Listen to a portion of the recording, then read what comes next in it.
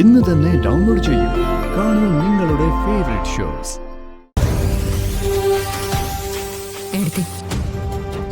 നിങ്ങൾ എരഞ്ഞു വാങ്ങിയ ശിക്ഷയത്. നിങ്ങൾ ഇത് അർഹിക്കുന്നുണ്ട്. എങ്കിലും നിങ്ങളുടെ ഇപ്പോഴത്തെ അവസ്ഥയിൽ എനിക്ക് വിഷമമുണ്ട്.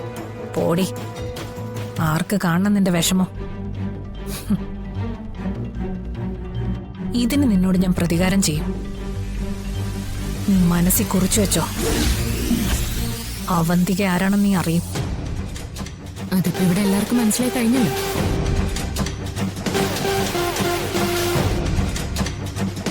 ഏതൊരു പെൺകുട്ടിയും കല്യാണം കഴിച്ചു വരണമെന്ന് ആഗ്രഹിക്കുന്ന വിധത്തിലുള്ളൊരു കുടുംബമായിരുന്നു ഇത്.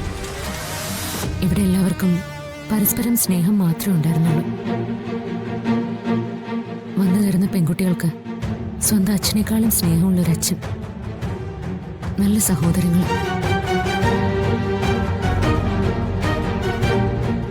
ഇതുപോലൊരു വീട് എവിടെ കിട്ടാനാ?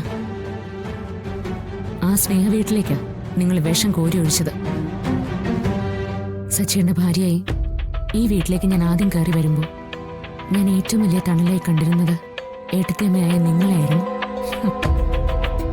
മനസ്സിലൊരല്പം നന്മ ഉണ്ടായിരുന്നെങ്കിൽ ഞങ്ങളുടെയൊക്കെ ഏട്ടത്തിയമ്മയെ ഒരു റാണിയെ പോലെ നിങ്ങൾക്ക് ഇവിടെ വാഴാമായിരുന്നില്ലേ?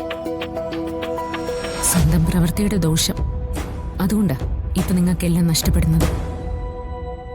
അതിന് മറ്റാരും ഉത്തരവാദിയല്ല. ഒരു ദിവസം നിങ്ങൾ തിരിച്ചറിഞ്ഞോളൂ.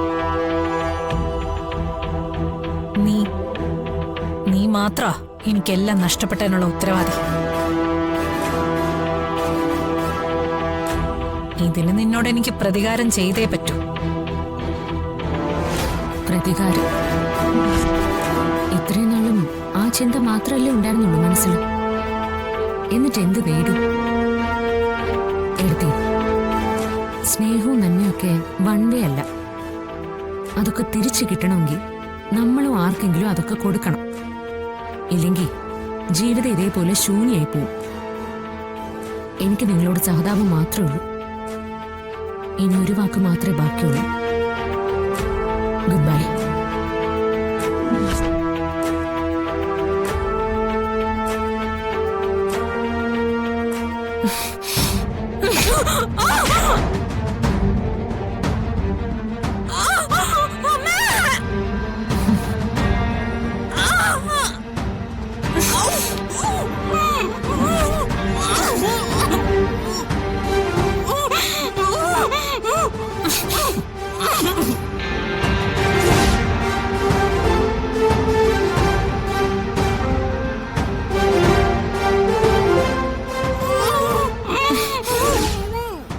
ചാവ്, നീ ഇവിടെ കിടന്ന് ചാവ്.